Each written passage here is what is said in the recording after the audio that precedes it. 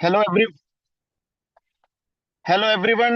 मैं हूं Mukul Dubey. As you all know, we have started our PT UPPCS PT mentorship programme since many days and हमारा जो UPPCS है बहुत नजदीक है। और सीएससी मैट्रिक्स का इस बार का जो टारगेट है वो पीटी में मैक्सिमम जो हमसे जुड़े हुए स्टूडेंट्स हैं उनको पास कराने का है। और हम थोड़ा सा प्रैक्टिकल और प्रैग्मेटिक जो अप्रोच है पेपर को पास कराने की वो लेके चल रहे हैं। तो हम बहुत ही बॉम्बार्डमेंट नहीं कर रहे हैं कंटेंट की। जो भी हमारा एनालिसिस रहा है तो उसके बेस पर जिन जिन लोगों ने पीसीएस के लिए प्री के लिए स्पेशली मेंटरशिप ज्वाइन किया था उसको मैंने आपको कई बार बताया है। आप अभी भी विजिट कर सकते हैं सीएससी मैट्रिक्स के टेलीग्राम चैनल पर। इससे रिलेटेड सारी जानकारी है। बहुत ही मिनिमल प्राइस में हम लोगों ने ये ज्वाइन करवाया था। तो अभी भी आप सीएससी मैट्रिक्स के साइट पर जाकर उससे रिलेटेड देख सकते हैं और आपको वीडियोज भी मिल जाएंगे। इसके अलावा यूट्यूब पर भी हम कुछ कुछ जो हमको लगता है कि वाइड स्प्रेड होना चाहिए, कुछ वीडियोज ऐसे हैं जो अगर कोई ज्वाइन नहीं कर रहा है तो उनके लिए वो बहुत हेल्पफुल हो वो वीडियो, तो ऐसे वीडियोस को हम यूट्यूब पर डाल रहे हैं। आज इस सीरीज में हम लगभग कुछ 5-7 वीडियो ऐसे डालेंगे जो एकदम पेपर के लिहाज से थोड़े डिफिकल्ट तो होते हैं लेकिन टू दी पॉइंट होते हैं, आते ही हैं पेपर में। ठीक है। तो आज जो हम एक छोटा सा वीडियो बनाने वाले हैं ये है यूपी पीसीएस का बहुत फेवरेट टॉपिक एग्रीकल्चर प्रोडक्शन और इससे रिलेटेड इकोनॉमी का जो डेटा है। ऐसे कर करके हमको जो भी लगेगा कि इम्पोर्टेंट डेटा है तो सभी को जिन्होंने मेंटरशिप नहीं भी ज्वाइन किया उनको भी जाना चाहिए। तो हम सीएससी मैट्रिक्स पे उसको सीएससी मैट्रिक्स के यूट्यूब चैनल पर उसको डालेंगे। बाकी जो यूजफुल वीडियोस थे वो जो हमने मेंटरशिप में चलाए हैं और जो एक प्रॉपर तैयारी हमने प्रीलिम्स के लिए कराई है उसके लिए आप सीएससी मैट्रिक्स को जरूर टेलीग्राम पे जाके देख लें। उससे रिलेटेड सारी नॉलेज आपको मिल जाएगी और अभी भी आप उसको ज्वाइन कर सकते हैं उस कोर्स को। ठीक है, चलिए शुरू करते हैं।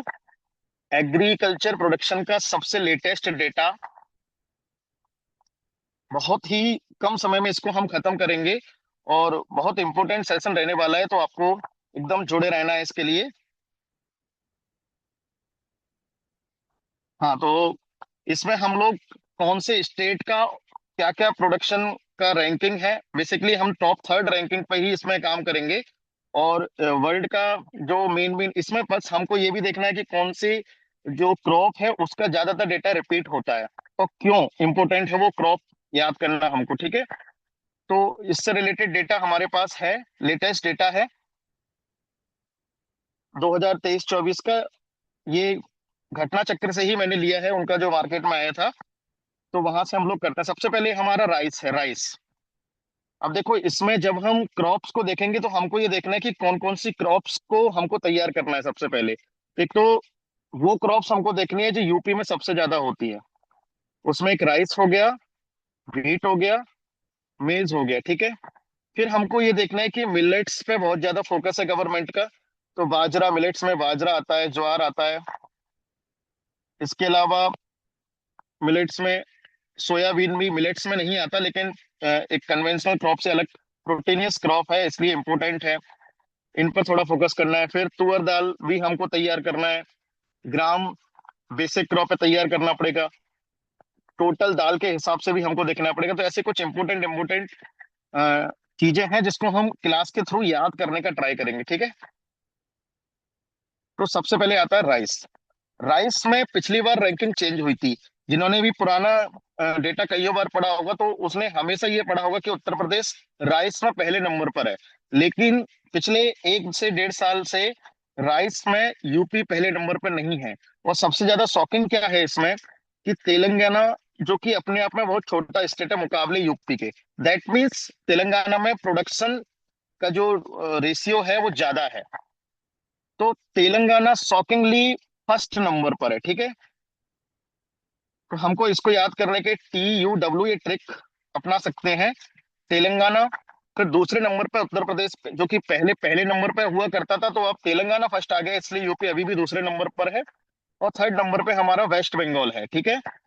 वेस्ट बंगाल आप इस तरीके से भी आप देख सकते हैं कि वेस्ट बंगाल बिल्कुल समुद्र के किनारे है तो वहां पर राइस तीन तरीके से, अमन ओस, इसका हम जो हम पढ़ते हैं कि तीन वेराइटीज राइस की होते हैं, आप लोग इसको कमेंट सेक्शन में बताना कि कौन कौन सी 3 वैरायटी राइस की होती हैं वेस्ट बंगाल में, बहुत इंपॉर्टेंट है।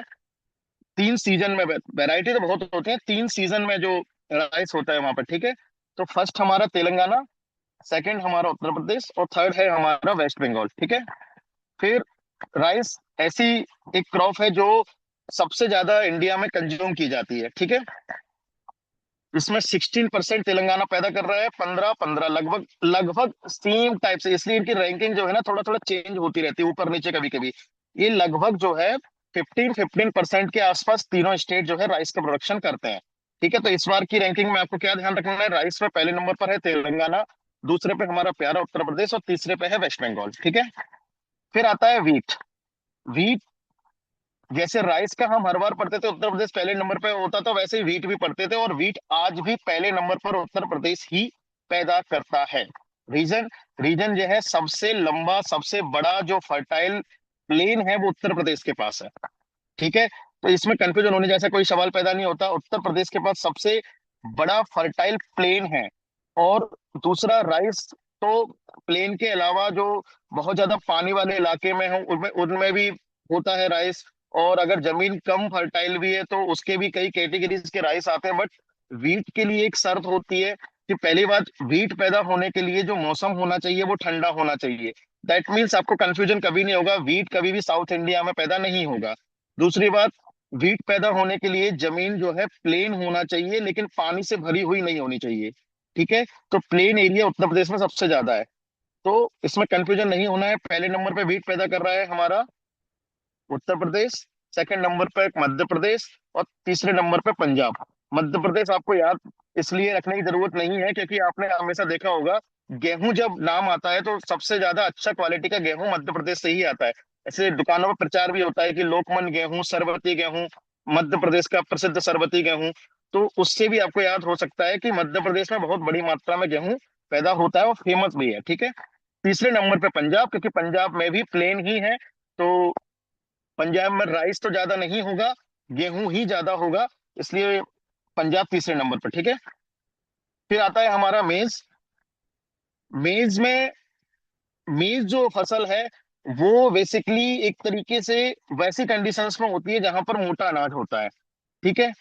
तो मेज के लिए बहुत ज्यादा फर्टाइल या प्लेन लैंड की आवश्यकता नहीं होती, इसलिए पहले नंबर पर जो प्लेटू एरिया है वहां कर्नाटक में हो रहा है, ठीक है।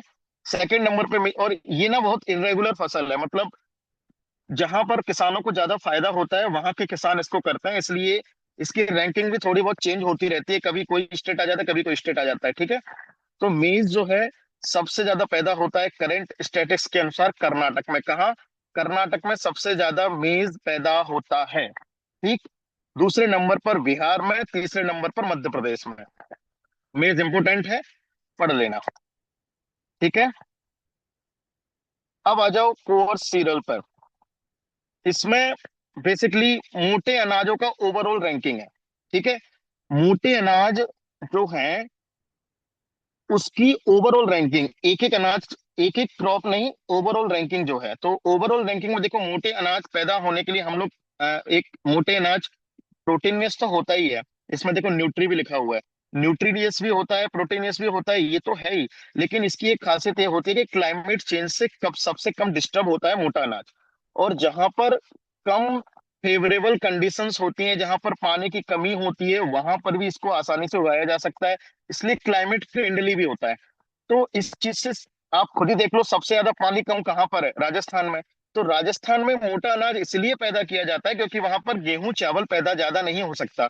अगर सिंचाई की सुविधा, जैसे गंगा नहर और इंदिरा गांधी कैनाल जो राजस्थान में निकलते हैं, उस रीजन को छोड़ दिया जाए तो राजस्थान में इरिगेशन की फैसिलिटी बहुत अच्छी नहीं है, ठीक है। तो जहां इरिगेशन की फैसिलिटी बहुत अच्छी नहीं है वहां पर इरिगेशन इरेगुलर और अनसर्टेन होगा। तो इसलिए इरेगुलर और अनसर्टेनिटी को झेलने के लिए केवल मोटा अनाज ही है, ठीक है। तो राजस्थान पहले नंबर पे। सेम कंडीशन कम फर्टाइल लैंड के द्वारा कर्नाटक में भी है, और तीसरे नंबर पे मध्य प्रदेश में है। मध्य प्रदेश में भी उतना बड़ा, अगर मालवा के प्लेटो को छोड़ दिया जाए तो मध्य प्रदेश में भी फर्टाइल लैंड बहुत बड़ा नहीं है, ठीक है। तो राजस्थान, कर्नाटक, मध्य प्रदेश, इसलिए इन तीनों रीजन में जो है मोटा अनाज सबसे ज्यादा होता है। तो कहाँ होता है सबसे ज्यादा मोटा अनाज? बिल्कुल भी दिमाग लगाने की जरूरत नहीं है, राजस्थान है। जहां पर पानी की कमी है वहीं पर मोटा अनाज किया जाएगा। और कर्नाटक और मध्य प्रदेश में भी कुछ ऐसी ही है जहां पर प्लेन एरिया कम है, लेकिन एरिया बहुत ज्यादा है लेकिन प्लेन एरिया कम है। ठीक है, तो ऐसी जगह पर भी मोटा अनाज होता है। तो राजस्थान, कर्नाटक, मध्य प्रदेश। राजस्थान में पहले नंबर पर मोटा अनाज, कर्नाटक में दूसरे नंबर पे, मध्य प्रदेश में तीसरे नंबर पे। बिल्कुल याद रख लो, राजस्थान, कर्नाटक, मध्य प्रदेश। ठीक है। अब आ जाओ तुअर की दाल, सब लोगों की फेवरेट है। बिहार, उत्तर प्रदेश में मेनली जो दाल बनाई जाती है वो तुअर की दाल बनाई जाती है। लेकिन आपको आश्चर्य होगा, तुअर की दाल का सबसे ज्यादा प्रोडक्शन कर्नाटक में होता है, और कर्नाटक के जस्ट बगल में है महाराष्ट्र। उत्तर प्रदेश इसमें तीसरे नंबर पर है, क्योंकि यहाँ पे थर्ड रैंकिंग उत्तर प्रदेश की है, इसलिए आपको याद करना है। अदरवाइज बहुत सारी क्रॉप्स में आपको फर्स्ट फर्स्ट रैंकिंग भी याद करके आप काम चला सकते हो। ठीक है। तो तुअर दाल में कुछ ऐसा कनेक्शन करना है, खा ऊपर वाले रहे, लेकिन दाल आ रही है कहाँ से? कर्नाटक से। कहाँ से आ रही है दाल? कर्नाटक से। दूसरे नंबर पर महाराष्ट्र से। दोनों ही पास पास में चिपके हुए स्टेट हैं, वहीं पर तुअर दाल सबसे ज्यादा पैदा हो रही है। तो कर्नाटक में, फिर महाराष्ट्र में, फिर जाके उत्तर प्रदेश में। ठीक। अब आता है चना दाल। ठीक है। चना दाल, चना दाल भी ऐसे ही जगह पे पैदा होती है जहां पर पानी की कम जरूरत होती है। ठीक है। तो तुअर दाल कर्नाटक ज्यादा पैदा कर रहा है, यानी कि अरहर की दाल तो कर्नाटक में हो रही है, लेकिन मध्य प्रदेश वाले इसका अल्टरनेटिव खोजे हुए हैं। मैं याद कराने के लिए ऐसे बोल रहा हूँ नॉर्मली। मध्य प्रदेश में पहले नंबर पर चने की दाल पैदा हो रही है। ठीक है।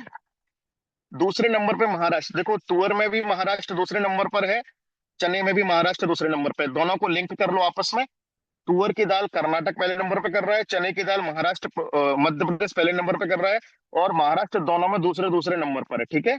राजस्थान में तीसरे नंबर पर चना हो रहा है। रीजन यही है। रीजन क्या है इसका? चना जो होता है वो सर्दियों में होता है, जिस समय पर गेहूं होता है। अब उत्तर प्रदेश वाले उस जमीन में गेहूं पैदा करेंगे, चना पैदा क्यों करेंगे जबकि उनके पास फर्टाइल लैंड है? ठीक है। मध्य प्रदेश के पास फर्टाइल और नॉन फर्टाइल दोनों तरह का लैंड है, इसलिए वो गेहूं भी पैदा करते हैं और चना भी करते हैं। लेकिन राजस्थान के पास फर्टाइल लैंड नहीं है, इसलिए राजस्थान वाले सर्दियों में गेहूं की जगह चना पैदा कर रहे हैं, इसलिए तीसरे नंबर पर है। ठीक है। और मध्य प्रदेश, महाराष्ट्र। अब टोटल ओवरऑल दाल देख लीजिए, सबसे ज्यादा दाल पैदा कौन कर रहा है? देखो, चने में तो मध्य प्रदेश पहले है ही। इसके अलावा दाल से रिलेटेड जो भी फसल है, जिसमें सोयाबीन वगैरह भी आता है, सारी फसल का अगर ओवरऑल एवरेज देखेंगे तो मध्य प्रदेश पहले नंबर पे कर रहा है, दूसरे नंबर पे महाराष्ट्र, और तीसरे नंबर पर राजस्थान।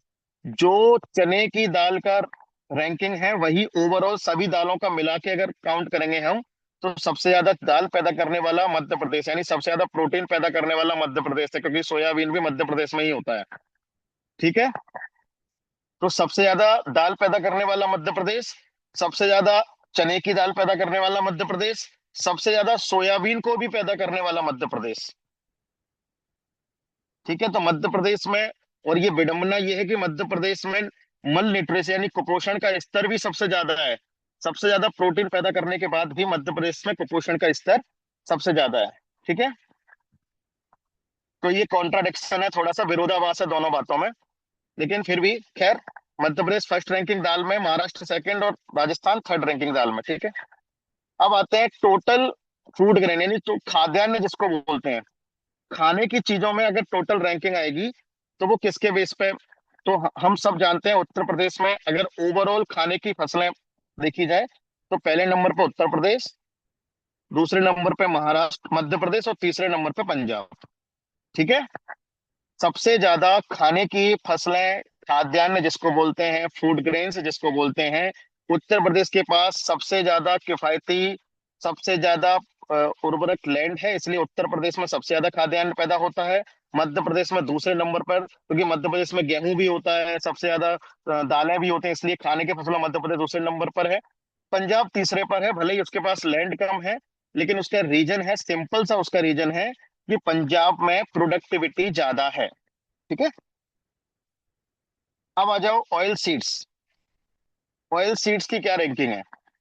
ऑयल सीड्स की जो रैंकिंग है उसमें सबसे पहले आ जाओ मूंगफली।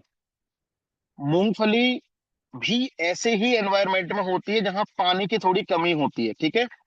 तो मूंगफली में बहुत सालों से पहले नंबर पे जो रैंकिंग है वो है गुजरात की। ठीक है, तो गुजरात में भी पानी कम है, दूसरे नंबर पे है राजस्थान में, और तीसरे नंबर पे मध्य प्रदेश में। तो ये एक तरीके से आप ट्रायंगल बना सकते हैं इसमें, गुजरात, राजस्थान, मध्य प्रदेश, ये तीन ही हैं, फर्स्ट, सेकंड, थर्ड। ठीक है, गुजरात में सबसे ज्यादा मूंगफली पैदा होती है, दूसरे नंबर पर राजस्थान में, तीसरे नंबर पर मध्य प्रदेश पे, लेटेस्ट डेटा के अनुसार। ठीक है, अब आ जाओ रेपसीड या सरसों। सरसों जिसको मस्टर्ड भी बोलते हैं, ये भी वैसे ही देखो, आपको अगर ये आइडिया होगा कि कौन सी फसल कितना पानी लेती है कुछ सीजन में होती है, तो आप इसमें अंदाजा भी लगा पाओगे। जैसे मैंने चने का आपको बताया कम पानी में पैदा होता है और सर्दियों में पैदा होता है जिस समय पर गेहूं पैदा होता है, वैसे ही मूंगफली का मैंने बताया कि ये भी कम पानी में होता है, लेकिन ये उस समय पैदा होता है जिस समय बरसात होती है। ठीक है, वैसे ही जो सरसों है, सरसों भी सर्दी में पैदा की जाती है, लेकिन इसमें भी गेहूं के मुकाबले कम पानी लगता है। ठीक है, तो अब इसमें क्या याद करना है आपको, राजस्थान में ही सबसे कम पानी है, तो पहले नंबर पर सरसों पैदा करने वाला राजस्थान है। ठीक है, दूसरे नंबर पर उत्तर प्रदेश। उत्तर प्रदेश के बेसिकली ये बुंदेलखंड इलाके में सबसे ज्यादा सरसों पैदा होती है। उत्तर प्रदेश में जहां पर गेहूं पैदा नहीं किया जाता, उसी सीजन में चूंकि सरसों होती है, इसलिए बुंदेलखंड में बहुत बड़े एरिया में सरसों पैदा की जाती है, इसलिए सेकंड नंबर पर उत्तर प्रदेश है। और थर्ड नंबर पे हमारा मध्य प्रदेश है, क्योंकि जैसे मध्य प्रदेश में मैंने आपको बताया था कि मध्य प्रदेश का जो वेस्टर्न पार्ट है, मालवा रीजन, वो फर्टाइल है, और ईस्टर्न पार्ट और साउदर्न नॉर्दर्न पार्ट जो है वो उतना ज्यादा फर्टाइल नहीं है। तो इसलिए मैंने बोला कि चने भी सबसे ज्यादा मध्य प्रदेश में पैदा हो रहे हैं, और चने के साथ साथ सरसों भी तीसरे नंबर पे मध्य प्रदेश में सबसे ज्यादा पैदा होती है। बेसिकली ये भिंड मुरैना वाला जितना भी रीजन है जो बुंदेलखंड से टच करता है, इस रीजन में सबसे ज्यादा सरसों पैदा होती है। भिंड मुरैना ग्वालियर जो रीजन है, चंबल वाला, उस रीजन में बड़ी मात्रा में सरसों पैदा होती है। ठीक है, अब है सोयाबीन। सोयाबीन जो है वो भी एमपी में फर्स्ट नंबर पर पैदा होता है। ठीक है, तो मैंने आपको पहले ही बताया कि एमपी में प्रोटीनियस जो है वो चीजें ज्यादा पैदा होती हैं, और सोयाबीन भी बेसिकली जो पैदा होता है वो पैदा होता है बरसात के टाइम पे। ठीक, तो बरसात के टाइम पे मध्य प्रदेश को जो है सोया प्रदेश का भी दर्जा दिया जाता है, इसी कारण सोया प्रदेश या सोया स्टेट मध्य प्रदेश को बोला जाता है। और सबसे ज्यादा क्वांटिटी में मध्य प्रदेश के अंदर ही सोयाबीन होता है, इतनी ज्यादा क्वांटिटी में होता है कि वहां पर कल्चरल जो है ऑयल, वो पहले सरसों हुआ करता था, अब मालवा रीजन में सरसों को रिप्लेस कर दिया है सोयाबीन ऑयल ने। तो फर्स्ट नंबर पर मध्य प्रदेश, सेकंड नंबर पर जो है महाराष्ट्र, सेकंड नंबर पर महाराष्ट्र, और और थर्ड नंबर पर होता है राजस्थान। ठीक है, लेकिन इसमें सबसे बड़ी बात यह है कि महाराष्ट्र और मध्य प्रदेश में इस मुकाबले में कांटे की टक्कर रहती है, तो लगभग बराबर मात्रा में ये पैदा करते हैं। ठीक है, जैसे कभी महाराष्ट्र भी फर्स्ट आ जाता है सोयाबीन में, कभी मध्य प्रदेश भी आ जाता है, लेकिन कन्वेंशनली ज्यादा टाइम मध्य प्रदेश ज्यादा पैदा करता है। ठीक, तो महाराष्ट्र और मध्य प्रदेश मिलके दोनों आधा आधा सोयाबीन पैदा करते हैं, फिर राजस्थान जो तीसरे नंबर पर, उसमें बहुत कम सोयाबीन पैदा होता है। ठीक है, तो मध्य प्रदेश पहले नंबर पर है, सेकंड नंबर पर महाराष्ट्र। जैसे इसको मैटरनिटी मैटरनल मोर्टेलिटी रेट से भी याद कर सकते हो, MMR से। ठीक है, सोयाबीन को। अब आ गया सनफ्लावर। सनफ्लावर को देखो, चीट कोड इसका क्या हो सकता है, कहो। कहो, सनफ्लावर क्या है, इसका ना बहुत अजीब सा एरिया है, मतलब कि एक पर्टिकुलर एरिया में नहीं होता, जहाँ के किसानों को ज्यादा फायदा होता है वो लोग इसको करते हैं। तो आप देखोगे सनफ्लावर सबसे ज्यादा कर्नाटक में पैदा होता है, सेकंड नंबर पर हरियाणा में, और थर्ड नंबर पर उड़ीसा में। तीनों कितनी कितनी अलग जगह हैं। कर्नाटक साउथ में पैदा होता है, फिर हरियाणा वाले ज्यादा करते हैं, फिर उड़ीसा में ज्यादा करते हैं। ठीक है, लेकिन मैक्सिमम इसका जो पोर्शन है वो हरियाणा में पैदा होता है। ठीक है, तो सनफ्लावर का जो मेन एरिया जो है वो हरियाणा है, वो कर्नाटक है, सॉरी कर्नाटक, सेकंड नंबर पर हरियाणा, फिर उड़ीसा। अब सनफ्लावर ठीक है उतना इंपॉर्टेंट नहीं है, लेकिन सोयाबीन इंपॉर्टेंट था। अब टोटल ऑयल सीड, जैसे टोटल पल्सेस इंपॉर्टेंट थे, वैसे ही टोटल ऑयल सीड इंपॉर्टेंट है। ऑयल सीड और पल्सेस में ज्यादा फर्क नहीं है। पल्सेस में मध्य प्रदेश पहले नंबर पर था, राजस्थान मतलब मध्य प्रदेश पहले नंबर पर था, महाराष्ट्र दूसरे पर था, और राजस्थान तीसरे पर था। इसमें जो है राजस्थान फर्स्ट नंबर पर है ऑयल सीड में। क्योंकि पल्सेस और ऑयल सीड की ज्यादातर फसलें वैसी होती है जिसमें पानी कम होता है, पानी कम लगता है। दलहन, तिलहन और मोटा अनाज, मतलब गेहूं और चावल को छोड़ दिया जाए तो इन सब फसल में पानी की मात्रा कम लगती है, ठीक है। तो ऑयल सीड पहले नंबर पर मतलब राजस्थान में सबसे ज्यादा तेलीय फसल पैदा होती है, तिलहन जिसको बोलते हैं। सेकंड नंबर पर मध्य प्रदेश और थर्ड नंबर पर गुजरात, ठीक है। ये तीन तीनों का ट्रायंगल किसमें बन रहा था? मूंगफली, मूंगफली भी तो ऑयल सीड है। बट फर्क इतना है कि गुजरात उसमें फर्स्ट था, राजस्थान सेकंड था, थर्ड मध्य प्रदेश था। लेकिन यही तीन टॉप थ्री स्टेट यही थे। और सबसे आश्चर्य वाली आपको बात मैं बताता हूँ, इनका शेयर लगभग लगभग सेम है। मतलब राजस्थान, मध्य प्रदेश, गुजरात लगभग लगभग तिलहन के रूप में ज्यादा अंतर नहीं है, ठीक है। अब कैश क्रॉप्स में कुछ कैश क्रॉप्स बहुत इंपॉर्टेंट होती हैं, जो तो आपको नाम से ही पता चल जाएगा। उत्तर प्रदेश सालों से पहले नंबर पर, यानी भारत का लगभग आधा, लगभग 50% गन्ना पैदा करता है उत्तर प्रदेश। आपने ये वाला क्वेश्चन भी कई बार सुना होगा कि उत्तर प्रदेश में गन्ने की प्रोडक्टिविटी कम है और उसकी मिठास भी कम है, और महाराष्ट्र में ओवरऑल गन्ना कम पैदा होता है लेकिन उसकी प्रोडक्टिविटी ज्यादा है और मिठास भी ज्यादा है। और महाराष्ट्र में विदर्भ के जो किसान हैं वो पानी की समस्या से जूझते हैं, क्योंकि गन्ने की फसल के लिए पानी बहुत चाहिए होता है। स्वाभाविक सी बात है, इतना ही आपको दिमाग लगाना है, गन्ने के अंदर जूस होता है तो जूस होने के लिए पानी की आवश्यकता है, ठीक है। तो पहले नंबर पर उत्तर प्रदेश, दूसरे नंबर पे महाराष्ट्र। महाराष्ट्र के विदर्भ जो रीजन है उसमें गन्ना पैदा होता है। और महाराष्ट्र से ही जो सटा हुआ जो राज्य है वो है हमारा कर्नाटक, ठीक है, इसलिए वहां भी गन्ना पैदा होता है। ठीक, पहला, दूसरा और तीसरा। अब आया कॉटन। कॉटन के लिए सब जानते हैं, कॉटन के लिए चटकती धूप होनी चाहिए। ये हमने जिस समय हार्वेस्ट किया जाता है उस समय धूप होनी चाहिए, काली मिट्टी होनी चाहिए। तो भाई ये वाला पूरा रीजन कहाँ है? मध्य प्रदेश में, गुजरात में, महाराष्ट्र में। यही तो दक्कन का जो प्लेटू है, लावा प्लेटू जिसको बोलते हैं, वही तो रीजन है काली मिट्टी वाला। तो स्वाभाविक सी बात है, इसलिए कॉटन काली मिट्टी के रीजन यानी गुजरात में सबसे ज्यादा होता है, महाराष्ट्र में और तेलंगाना में। ये बेसिकली दक्कन के प्लेटू में होता है। और इसके अलावा मध्य प्रदेश वगैरह में भी कॉटन बहुत ज्यादा मात्रा में होता है। होने को ये पंजाब में भी होता है लेकिन मात्रा सबसे ज्यादा इसी रीजन में है, ठीक है। तो गुजरात किंग है किसमें? एक तो गुजरात में सबसे ज्यादा मूंगफली पैदा की जाती है, और दूसरा सबसे ज्यादा कपास भी गुजरात में पैदा किया जाता है। क्यों? रीजन काली मिट्टी। और सिर्फ काली मिट्टी नहीं होनी चाहिए, पानी भी कम होना चाहिए उस रीजन में। तो इसलिए महाराष्ट्र, गुजरात, महाराष्ट्र के विदर्भ रीजन में कॉटन होता है। वो किस समय होता है ये कॉटन? ये होता है बरसात में, खरीफ की फसल है ये, ठीक है। तो महाराष्ट्र में भी कॉटन होता है क्योंकि सूखा मौसम होता है, और गुजरात में। और तीसरे नंबर पे तेलंगाना, क्योंकि विदर्भ रीजन से ही सटा हुआ तेलंगाना है तो इस उस रीजन में ज्यादा कॉटन होता है। जूट। जूट में तो आपको कुछ याद ही नहीं करना है। जूट केवल केवल जो सुंदरबन और जो गंगा का जो डेल्टा है उसी रीजन में इंडिया में जूट होता है।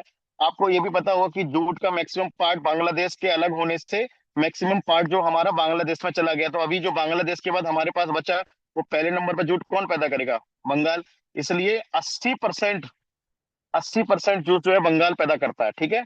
अब बचा कुचा थोड़ा मोड़ा, बंगाल के बगल में बिहार है, उसके बगल में असम भी है। तो बस बंगाल के बाद में जो दूसरे नंबर पर जूट पैदा करता है वो बिहार, और तीसरे नंबर पर असम, ठीक है। अब आया ज्वार। ज्वार अगेन खरीफ की फसल है और मोटा अनाज भी है और कम पानी वाली फसल भी है। तो ज्वार बाजरा फिर वैसे ही रीजन में किया जाएगा जिस रीजन में पानी की कमी है। अब इसमें याद क्या रखना है, ज्वार बाजरा हम एक साथ नाम लेते हैं दोनों फसलों का, लेकिन आपको इसका चीट कोड क्या है? ज्वार साउथ इंडियन रीजन में होता है और बाजरा जो है नॉर्थ इंडियन रीजन में ज्यादा होता है। होता हमारे यहाँ भी ज्वार है, मतलब उत्तर प्रदेश में भी होता है, नॉर्थ में भी होता है। बट मैक्सिमम इसमें याद करने का सबसे बढ़िया है, आपको कभी कंफ्यूजन नहीं होगा। ज्वार जब हम याद करेंगे तो उसको साउथ में आपको ध्यान लगाना है, और बाजरा जब हम याद करेंगे तो नॉर्थ में लगाना है, ठीक है। तो महाराष्ट्र पहले नंबर पर है, कर्नाटक और तमिलनाडु। महाराष्ट्र से कर्नाटक, कर्नाटक से ऐसे, ये महाराष्ट्र फिर कर्नाटक फिर तमिलनाडु, इस टाइप से ऐसे दिमाग में एक इमेज बना लो ज्वार के लिए, ठीक है। और राजस्थान, उत्तर प्रदेश और हरियाणा, इस टाइप से इमेज बना लो बाजरा के लिए। तो बाजरा मतलब नॉर्थ में होता है, ज्वार साउथ में होता है। ज्वार साउथ में महाराष्ट्र में पहले नंबर पे होता है, दूसरे नंबर पे कर्नाटक में, तीसरे नंबर में तमिलनाडु में MKT। और जो बाजरा जो है राजस्थान में पहले नंबर पे, दूसरे नंबर पे उत्तर प्रदेश में, तीसरे नंबर पे हरियाणा में, ठीक है। बाजरा हमारे यहाँ ज्यादा चलन में है, ठीक है। अब थोड़ी सी कुछ और क्रॉप्स हैं इंपोर्टेंट, के बारे में थोड़ा सा जान लो। आलू का उत्पादन उत्तर प्रदेश सबसे ज्यादा करता है, तो इसमें दूसरा नंबर याद कर लो वेस्ट बंगाल, ठीक है, दो ही याद कर लो। ऑनियन जो कि ये जो है ना, ये इंपोर्टेंट फसल है क्योंकि इससे ना इन्फ्लेशन पर बहुत असर पड़ता है, इसलिए हमको थोड़ा सा ध्यान देना है। तो पोटैटो सबसे ज्यादा उत्तर प्रदेश में पैदा होता है, दूसरे नंबर पर वेस्ट बंगाल में। ऑनियन सबसे ज्यादा महाराष्ट्र में पैदा होता है। आपने देखा होगा कि महाराष्ट्र में कई बार विरोध होता है नागपुर मंडी में कि भाई प्याज का दाम गिर गया है और इसकी वजह से प्याज किसान जो है आत्महत्या कर रहे हैं, कुछ ऐसी घटनाएं होती हैं। तो वो ज्यादातर महाराष्ट्र में होती हैं, कांधा उसको बोलते हैं। तो सबसे ज्यादा महाराष्ट्र में, फिर मध्य प्रदेश में ऑनियन होता है, ठीक है। महाराष्ट्र पहले नंबर पे, मध्य प्रदेश में दूसरे नंबर पे ऑनियन होता है। पोटैटो सबसे ज्यादा उत्तर प्रदेश में, दूसरे नंबर पे वेस्ट बंगाल में। और ज्यादा कुछ याद नहीं करना है। कोकोनट, कोकोनट तो सबको ही पता है कि साउथ रीजन में ही होता है, वो भी कोस्टल इलाके में।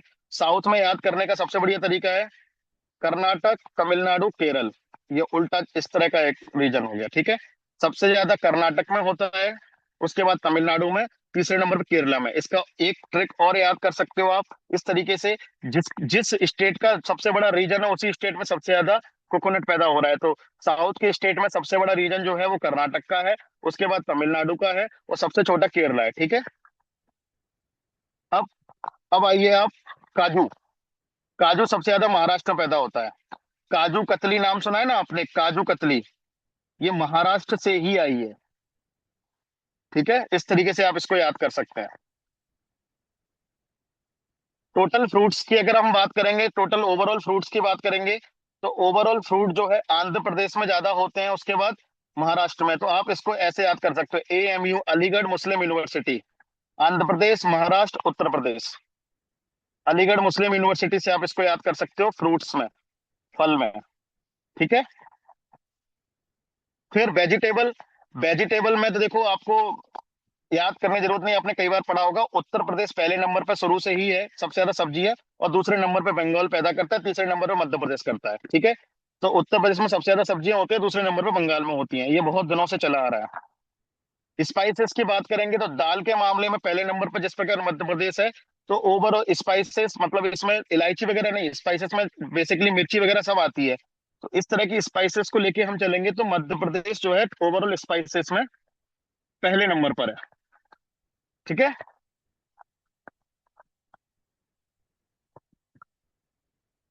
अब वैसे तो ये वाला डेटा आता नहीं है कि कौन से कितने टन है, लेकिन आप थोड़ा बहुत इसको, वैसे आता नहीं है तो हम लोग सिर्फ रैंकिंग रैंकिंग पे जाएंगे।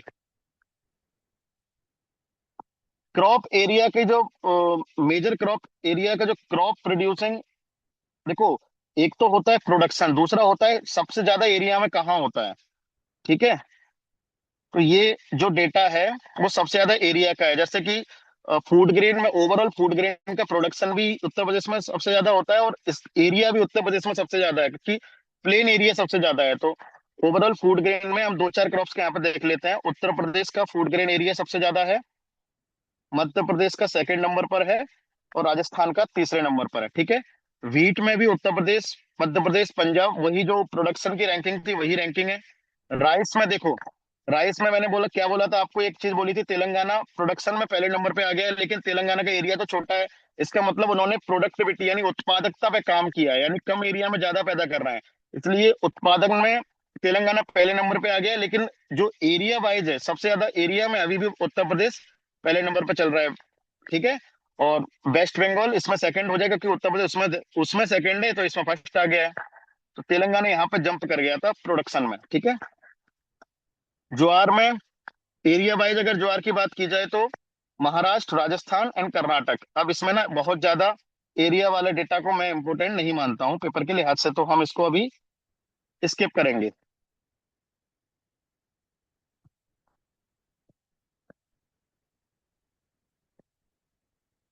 अब आता है यहाँ पर बस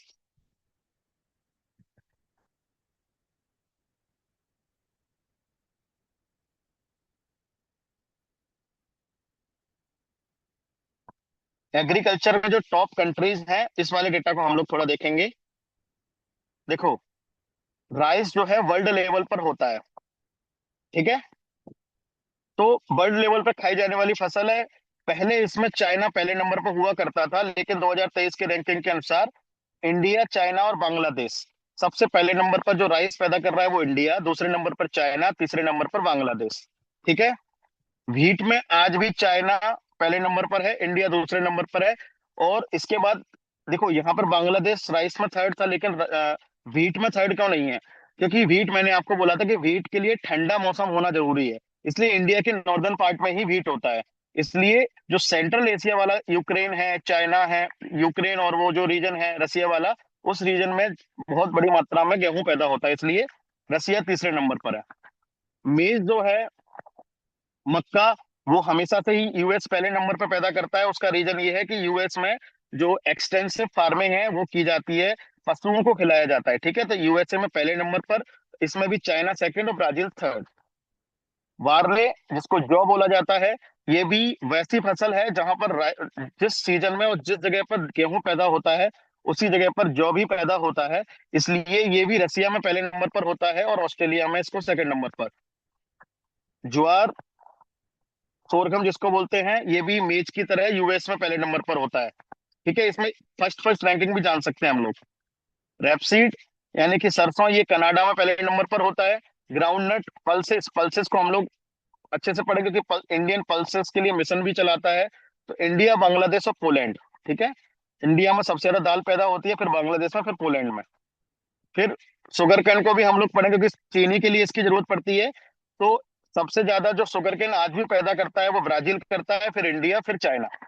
ठीक है, हम लोग दूसरे नंबर पर शुगर पैदा करते हैं। हमारे यहाँ से भी ज्यादा शुगर पैदा की जाती है शुगर केन के थ्रू, वो ब्राजील में।